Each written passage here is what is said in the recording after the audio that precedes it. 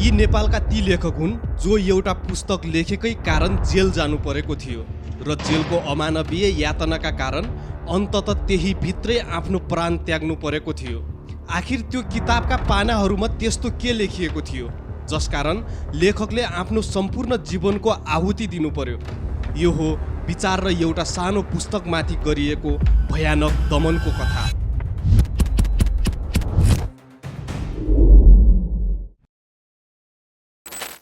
नेपालमा विक्रम सम्वत 1903 को रक्तपात पूर्ण कोत पर्वपछि जङ्गबहादुर राणाले सुरु गरेको पारिवारिक र हुकुमी शासन व्यवस्था जनताको विचार, चेतना र स्वतन्त्रतालाई पूर्ण रूपमा कुल्चने आधारमा टिकेको थियो।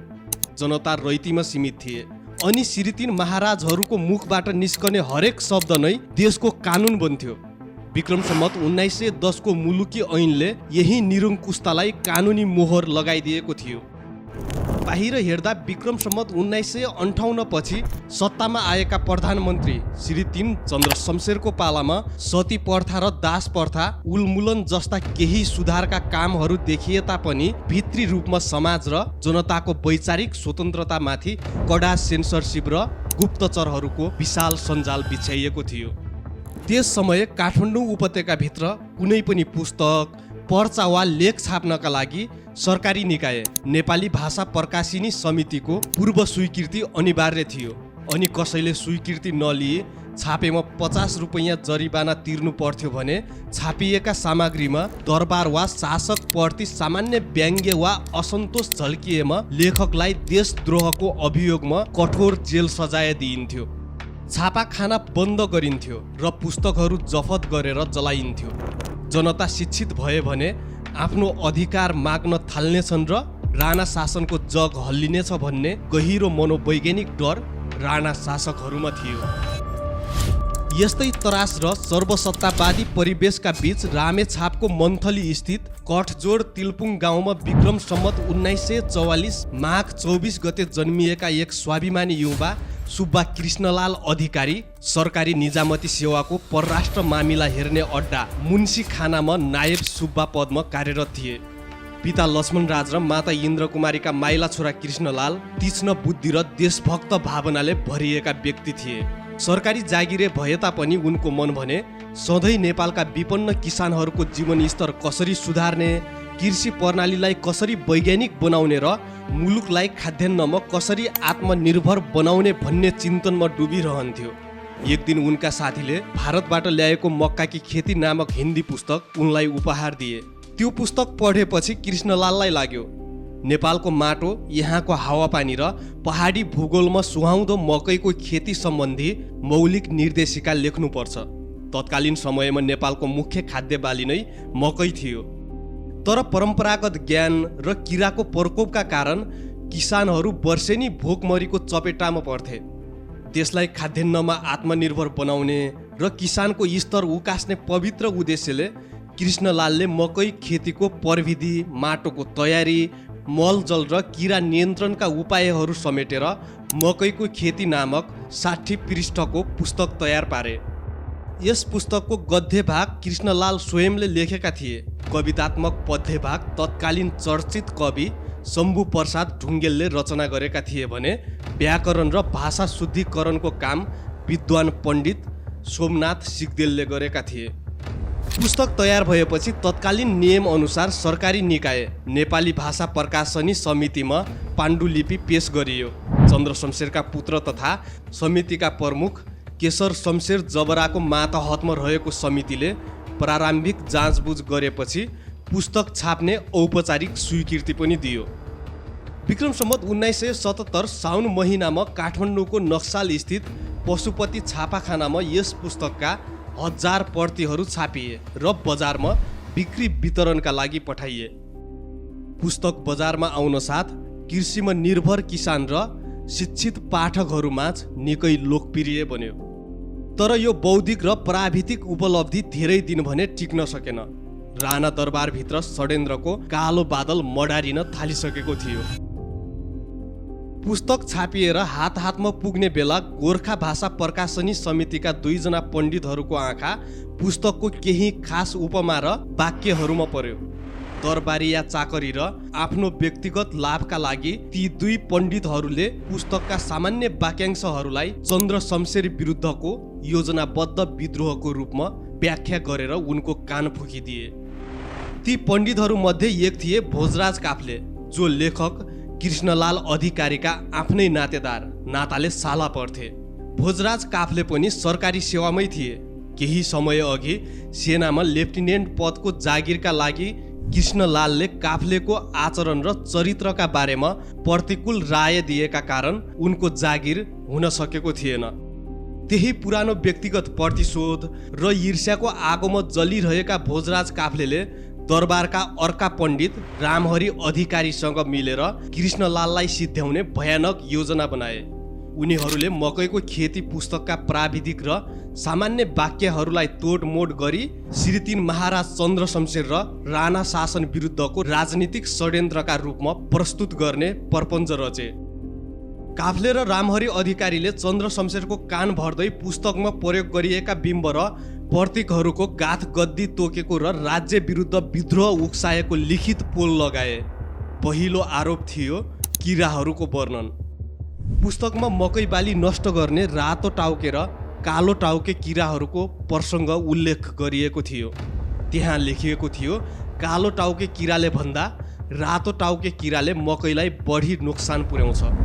पोल लगाउनेहरूले यसको अर्थ यसरी लगाइदिए, कालो टाउके किरा भनेका कालो टोपी लगाउने सर्वसाधारण प्रजा हुन् भने रातो टाउके किरा भनेका रातो वा जरीदार विशेष टोपी लगाउने शासक राणाहरू हुन्। अर्थात् जनताभन्दा राणाहरूले देशलाई बढी चुसिरहेका छन्। अनि दोस्रो आरोप थियो कुकुरको प्रसङ्ग। कृष्णलालले किसानहरूलाई आफ्नो मकै बारी जङ्गली जनावरबाट जोगाउन सुझाव दिँदै लेखेका थिए। आफ्नो बारी जोगाउन आफ्नै देशको भोटे कुकुर काम लाग्छ। बेलायती वा विदेशी कुकुर पुलपुलिएर बस्छ तर समयमा भुक्दैन। चन्द्र शमशेर बेलायती संस्कृति र बेलायती कुकुरका अत्यन्तै शौखिन थिए। पोल लगाउनेहरूले यसलाई सिधै श्री 3 महाराजको ब्रिटिस शक्ति र परनिर्भरतामाथिको व्यङ्ग्य भनेर व्याख्या गरिदिए। तेस्रो आरोप थियो चन्द्रोदयको प्रसङ्ग। पुस्तकमा लेखिएको थियो, बालकलाई आफ्नो आमाको दुध बराबर चन्द्रोदयले फाइदा गर्दैन। यहाँ चन्द्रोदयको शाब्दिक अर्थ चन्द्रमाको उदय भए तापनि यसलाई प्रधानमन्त्री चन्द्र शमशेरको उदय र शासनसँग जोडेर व्याख्या गरियो। भनियो, नेपाली जनताका लागि चन्द्र शमशेरको शासन कहिल्यै कल्याणकारी हुन सक्दैन। उनीहरूका लागि आफ्नै मातृभूमि नै प्यारो हुन्छ। चौथो आरोप थियो विक्रम सम्वत 1903 देखि भित्रिएका राक्षसहरूको प्रसङ्ग। मकैबारीमा लाग्ने रोगको चर्चा गर्दा विक्रम सम्वत 1903 देखि देशमा राक्षसहरू भित्रिए भन्ने भाव झल्किएको थियो। इतिहासमा विक्रम सम्वत 1903 कोत पर्वको वर्ष थियो, जहाँबाट राणा शासनको सुरुवात भएको थियो। यसलाई राणा शासनको जगलाई नै राक्षसहरूको प्रवेश भनेर व्याख्या गरियो। यी कुरा सुनेपछि चन्द्र शमशेर क्रोधले आगो भए। विक्रम सम्वत 1977 साउन 11 गते मुन्सीखानाबाटै सुब्बा कृष्णलाल अधिकारीलाई गिरफ्तार गरियो। थुनामा राखेको 7औं दिन चन्द्र शमशेर स्वयंले कृष्णलालसँग सोधपुछ गरे र विक्रम सम्वत 1977 साउन 17 गते चन्द्र शमशेरले फैसला सुनाए। सुब्बा कृष्णलाल अधिकारीलाई 9 वर्षको कडा जेल सजाए। फैसलामा एउटा शर्त राखिएको थियो, यदि लेखकले छापिएका सम्पूर्ण 1000 प्रति पुस्तकहरू सरकारलाई बुझाएमा सजाय 3 वर्ष घटाएर 6 वर्ष बनाइनेछ। कृष्णलालले आफन्त र साथीभाइ मार्फत बजारमा गएका पुस्तकहरू खोजी खोजी सरकारलाई बुझाउन थाले। उनले 979 प्रति जम्मा गरेर बुझाए पनि, तर 1 प्रति पुस्तक कतै हरायो र फेला परेन। त्यही 1 प्रति पुस्तक बुझाउन नसकेको बहानामा उनलाई शर्त अनुसार 3 वर्ष छुट दिएन र पुरै 9 वर्षको काल कोठरी सजाय तोकियो। सरकारले जम्मा गरेका 979 प्रति पुस्तकहरू सरकारी अड्डा अगाडि आगो लगाएर दहन गर्यो। त्यो 1 प्रति पुस्तक आजसम्म पनि कतै फेला परेको छैन, जसले गर्दा मकैको खेती नेपाली साहित्यको इतिहासमै एउटा हराएको ऐतिहासिक कृति बन्न पुगेको छ। यस काण्डमा कृष्णलाललाई मात्र होइन, पुस्तक सम्पादन गर्ने र सहयोग गर्ने अन्य 12 जना बौद्धिक व्यक्तित्वहरूलाई समेत पदमुक्त गरी जरिवाना र निष्कासनको सजाय दिएको थियो। सदर जेलखानाको कोठामा कृष्णलाललाई थुनियो। उनका हातमा फलामको साङ्लो र खुट्टामा भारी ठिङ्ग्रा ठोकेर अमानवीय यातना दिइयो। जेल परेको पहिलो वर्षमै उनकी धर्मपत्नी धर्मकुमारीको शोक र पीडाका कारण निधन भयो। कृष्णलालले यस्तो चरम र मानसिक यातनाका बीच पनि पछि जेलभित्रैबाट आफ्नी स्वर्गीय पत्नीको सम्झनामा धर्मकुमारी शिक्षा र निजामती अनुभव समेटिएको काठमहलको हिसाब नामक 2 पुस्तक रचना गरेका थिए। जेलको अस्वस्थ वातावरण र निरन्तर यातनाका कारण कृष्णलाललाई क्षय रोगले समात्यो। उनको शरीर अस्थि पञ्जरमा परिणत भयो। उनका वृद्ध पिताले छोराको अन्तिम अवस्था देखेपछि पशुपतिनाथको घाटमा लगेर प्राण त्याग्न दिन चन्द्र शमशेरसँग बिन्ती समेत गरे। तर चन्द्र शमशेर भने क्रूर हुँदै भने यो जेलभित्रै सडेर मर्नका लागि हालिएको हो। मृत्युको मुखमा पुगेका कृष्णलाललाई अन्तिम दिनहरूमा अलिकति घाम ताप्नको लागि जेलको आँगनमा निकालिएको थियो। मृत्यु वरण गर्नु अघि उनले भुइँको माटोमा काँपिरहेका खुट्टाका औँलाले एउटा वाक्य, त्यो वाक्य थियो राणाहरूको सर्वनाश।